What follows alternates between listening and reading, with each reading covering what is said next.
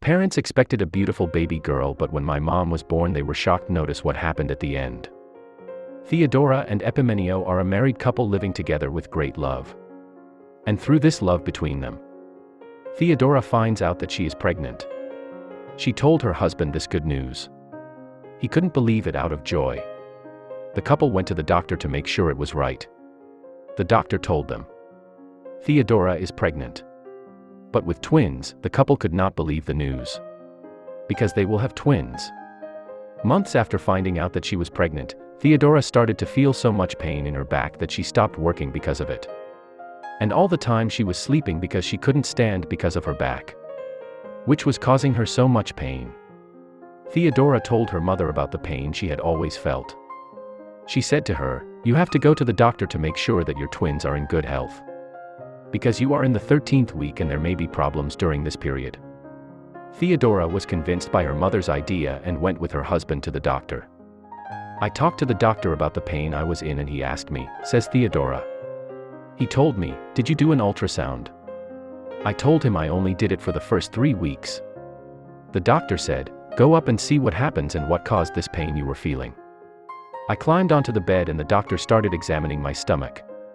I noticed that something was going on because the doctor's appearance wasn't promising. Tell me, I want you to control yourself because of this news. Because one of your twin babies has a tumor in her neck." Here was the shock. I couldn't speak and started crying a lot. That's all I remember because I passed out after that news. During a 13-week examination, doctors in Chicago discovered a monocytoma, a benign but rapidly growing tumor, on Genesis' neck, Epimenio said. He also said when doctors discovered a fast-growing tumor in the neck of Genesis from the Genesis twins and an agenesis, her doctors said, there is a risk of asphyxiation in the womb. Genesis may also have tumors. One or both of them can be stillborn. We should not wait for the pregnancy to be complete.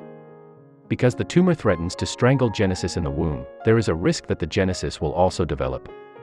If they were born on time, in March, one or both of them will die. Even worse, the pressure the tumor was putting on Gensa meant that there was a risk that she would die once the umbilical cord was cut. Surgeons at and Robert H. Lurie Children's Hospital performed a C-section last December, the 29th week of pregnancy. However, I took a different method.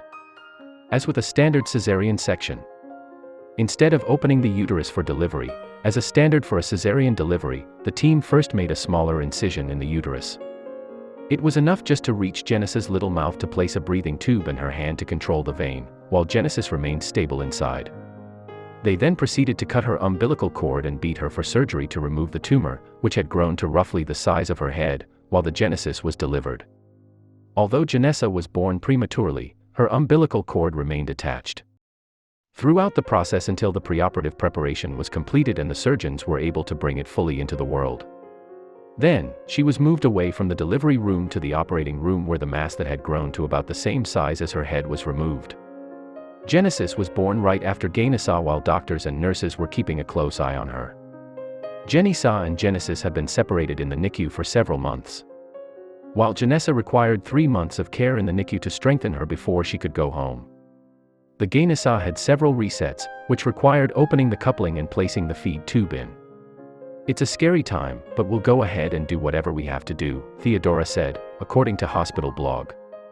Finally, in June, she was ready to go home, and doctors predicted that she would soon be strong enough to clear both the container and the infectious path. Thus, Dr. Ayman Shabbat and his team were able to successfully pass this process, and Genessa and Genesis were able to meet each other. According to Dr. Shaban, the result was the greatest success we can hope for. I'm so happy for her, he also said, referring to Theodora. She told us that the most important thing was that she had brought back the children that God had given her. And she had given birth. Genesis' life is just one example of how modern medicine has saved children while in the United States. Thanks for watching. Please like and share the video in social networks. We will get back to you as soon as possible.